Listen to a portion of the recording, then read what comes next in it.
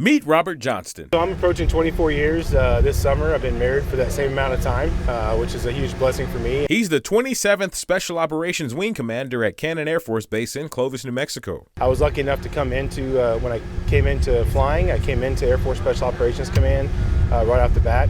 I was able to fly the MC-130H, both overseas in Kadena as well as in Mildenhall in the United Kingdom. Commander Johnston telling us he came to Cannon in 2016 as the operations officer and served as the commander of the 9th Special Ops Squadron flying the MC-130 aircraft, one of several aircraft utilized by the men and women here at Cannon tasked with keeping the nation safe.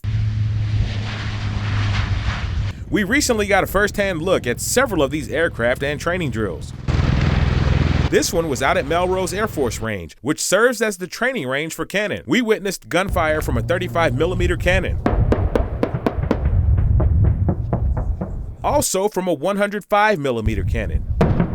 Both from an AC-130J gunship. We got an up-close look at an MQ-9 unmanned aircraft or drone. We saw paratroopers who demonstrated what it's like to prepare an airfield for special ops. We even got to board the MC-130.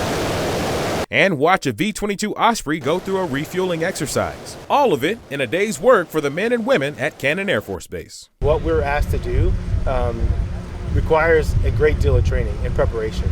And so that readiness aspect that we're focused on day in and day out here, and the ability to use this range to fine-tune our tactics, techniques, and procedures so that when we get the call, we're ready to go execute, is so critical to our national defense. Another critical aspect of national defense, the maintenance required to keep these aircraft running. I am fortunate enough to command a squadron that is incredibly hardworking. Shelby Oliveira is the 20th Squadron Commander, the group responsible for the MQ-9s and CV-22 Ospreys at Cannon.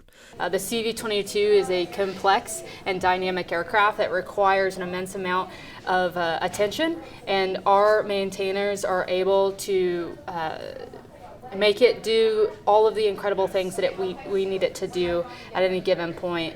Oliveira says when it comes to distance, lethality, and pinpoint accuracy, no other aircraft can compete with the Osprey. But the most rewarding part of the job? My job is I work for them, and I make sure that they get to go home to their families every single day. I get to make sure that they're protected and that they have everything they need to be trained, equipped, and ready to fight tonight.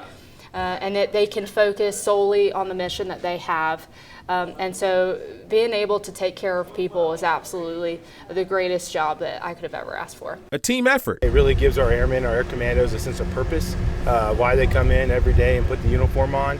But then the support from the local community is something you really don't see everywhere else in the Air Force. Rooted in service. In Clovis, Rochelle Hamilton Jr., KAMR, Local 4 News.